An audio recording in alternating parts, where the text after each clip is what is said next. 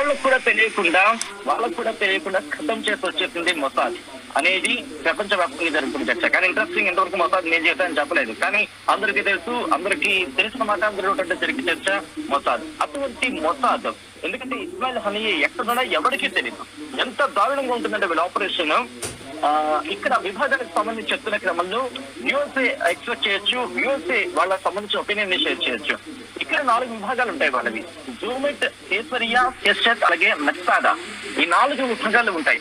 ఈ 4 విభాగాలు కూడా ఎవరి పని వాళ్ళు చేసుకెళ్ళిపోతూ ఉంటారు.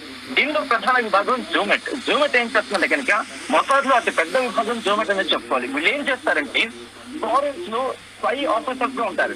అంటే విదేశాలు గూఢచర్యలు చేస్తూ ఉంటారు వీళ్ళు. కత్కోసాలు కూడా అంటూ ఉంటారు వీళ్ళని. ఏమో వీళ్ళు ఏం చేస్తూ ఉంటారు, స్థానికులతో ఉంటారు, అక్కడ లోకలైట్స్ ఎవరైతే ఉంటారో వాళ్ళకి వీళ్ళు చాలా సన్నిహితంగా ఉంటూ ఉంటారు.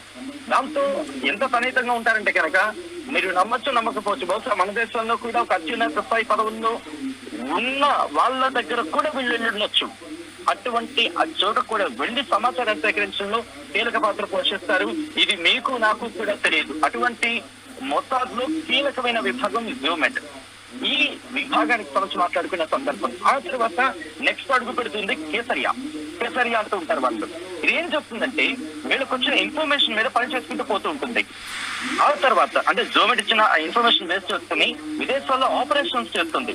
దీని కింద వాళ్ళు ఇంకొక యూనిట్ ఉంటుంది, కిరోన్ అని చెప్పి. ఇదేం చేస్తుందంటే కనుక శత్రువుల్ని మట్టు పెట్టి అంటే అసైన్మెంట్ తో తన బృందాన్ని పనిచేసుకుంటూ వెళ్ళిపోతుంది. అంటే ఒక విభాగం కింద మళ్ళీ అనేక విభాగాలు ఉన్నాయి. ఒక మొసాద్ కి సంబంధించి మాట్లాడుకున్న సందర్భంలో ఈ 2 ఇలా చేసుకుంటూ పోయినప్పుడు నెక్స్ట్ వచ్చేది కెసెట్ ఏం చెప్పినట్టు ఇది ఎలక్ట్రానిక్ నిఘా విభాగం.